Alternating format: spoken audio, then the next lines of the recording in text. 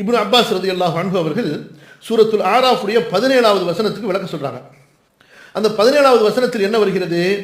அல்லாஹ்விடத்திலே ஷைத்தான் சவால் விடும்போது சொல்கிறான், நான் மனிதர்களுடைய முன்பக்கத்திலிருந்து வருவேன், பின்பக்கத்திலிருந்து வருவேன், அவர்களுடைய வலப்பக்கத்திலிருந்து வருவேன், அவர்களுடைய இடப்பக்கத்திலிருந்து வருவேன், அவர்களை வழிகெடுப்பேன். எப்படி வந்து முன்னாடி பின்னாடி வலது பக்கம் இடது பக்கம், புரியுதுங்களா? இப்படி சொல்லும்போது இங்க ஷைத்தான் மேலிருந்து வருவேங்கிற வார்த்தையை சொல்லலை, புரியுதா?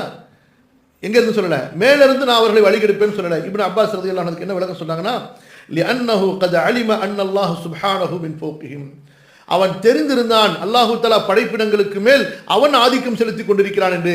எனவேதான் அந்த ஃபௌக்ங்கிற வார்த்தையை அவன் சொல்ல துணியவில்லைங்கிறான். அப்ப ஷைத்தான் விளங்கின அளவுக்கு கூட இவங்க விளங்குறதுக்கு தயாரில்லை. இப்னு அப்பாஸ் ரலியல்லாஹு அன்ஹு அவங்களுடைய கூற்றுப்படி என்ன சொல்ல வர்றாங்க, ஷைத்தான் கூட நான் மேலிருந்து மனிதர்களை வழிகெடுக்க வருவேன்னு சொல்லல. எதுக்காக வேண்டி?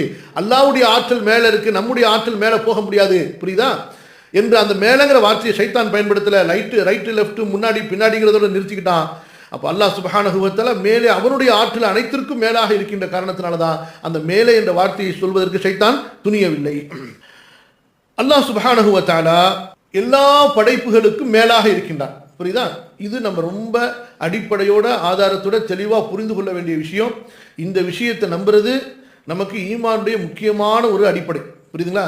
அஹ்லு சுன்னா வல் ஜமா, உண்மையான அஹ்லு சுன்னத் வல் ஜமாத்துக்கு குர்ஆன் சுன்னாவை சஹாபாக்களை தாபிஈன்களை எந்த விதமான குழப்பமும் இல்லாமல் நம்பக்கூடியவர்கள் என்பதனுடைய ஒரு பெரிய அடையாளம் என்ன? அவர்கள் அல்லாஹுவை அர்ஷுக்கு மேல் உயர்ந்திருப்பவனாக நம்பிக்கை கொள்வார்கள். நமக்கும் அவங்களுக்குள்ள வித்தியாசங்கள்ல மிக முக்கியமான வித்தியாசம் என்ன? அல்லாஹுவை அர்ஷுக்கு மேல் உயர்ந்திருப்பவனாக. சில பேர் நினைச்சுப்பாங்க நெஞ்சில் கை கட்டுறதா இருக்குமோ விரலாட்டுறதா இருக்குமோ, அதெல்லாம் ஃபிக்ஹுடைய மசாயில்கள், புரியுதுங்களா?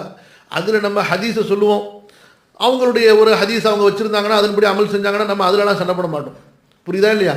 அதில் சண்டை போடுறதுக்கு தனி கூட்டம் இருக்குது. எது பிரச்சனை? அகீதா, கொள்கை, அல்லாஹுடைய விஷயத்தில் அதை விட்டுட்டாங்க.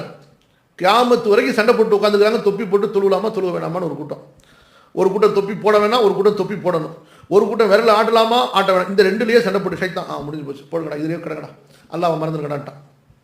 அல்லாஹ் சொல்கிறத விட்டாச்சு, அல்லாஹ்வுடைய அர்ஷை சொல்கிறத விட்டாச்சு. இப்போ தொப்பி போடலாமா வேணாமா, நெஞ்சில் கை கட்டலாமா வேணாமா, இதுலேயே சண்டை போட்டுருக்கீங்கன்னு விட்டான், புரியுதா?